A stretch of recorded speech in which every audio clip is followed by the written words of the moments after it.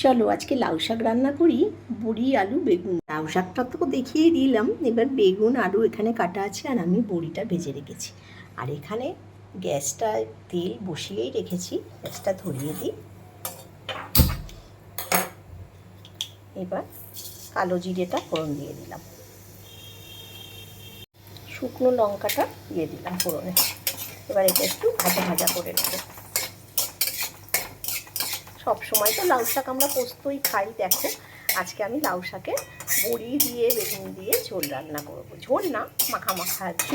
একেবারে ঝোল করলে তো সেটা একদম বিস্বাদ হয়ে যাবে, মাখা মাখা আর কি রান্না করব।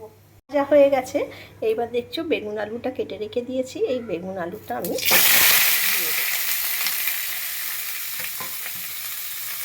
একটু ভালো করে ভাজা ভাজা করে নেব।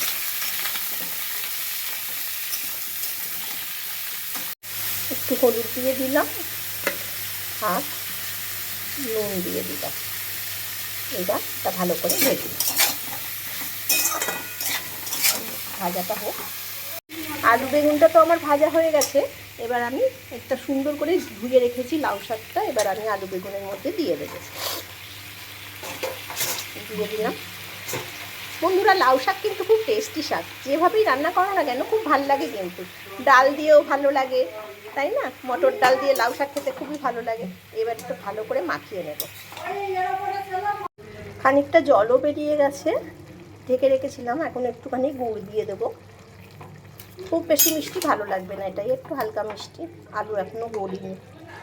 আর একটু হলুদ, তারপরে বড়িগুলো দেবো। বড়িগুলো ভেজে রেখে দিয়েছি, বড়ি বেশি ফুটলে একদম গলে যাবে।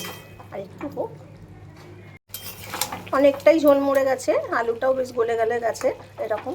এবার আমি বড়িগুলো দিয়ে দেবো, ভেজে রাখা বড়িগুলো দিয়ে দেবো।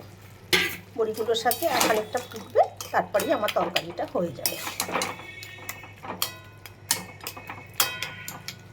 এবার আমি ঢেকে দেবো, কমানোই থাকবে। লাউ শাকের তরকারিটা আমার হয়ে গেছে, এখানে সব গলেও গেছে। আর এই একটুখানি রসা রসা রাখতে হবে। দেখতেই পাচ্ছ কেমন হয়েছে দেখতে, ভালোই হয়েছে দেখতে। এতে যদি একটু ধনেপাতা দেওয়া যেত খুব আরও বেশি টেস্ট হতো। আমি গ্যাসটাও অফ করে দিয়েছি, সব গলেও গেছে, একটু রসা রসা রয়েছে। ভাত দিয়ে মেখে খেতে বেশ ভালো লাগে। আর ধনেপাতা যদি ঘরে থাকতো, যদি একটু দিতে পারতাম, আর একটু স্বাদ বাড়তো। এই আর কেমন হয়েছে তোমরা অবশ্যই জানিও। আজ তাহলে আসি।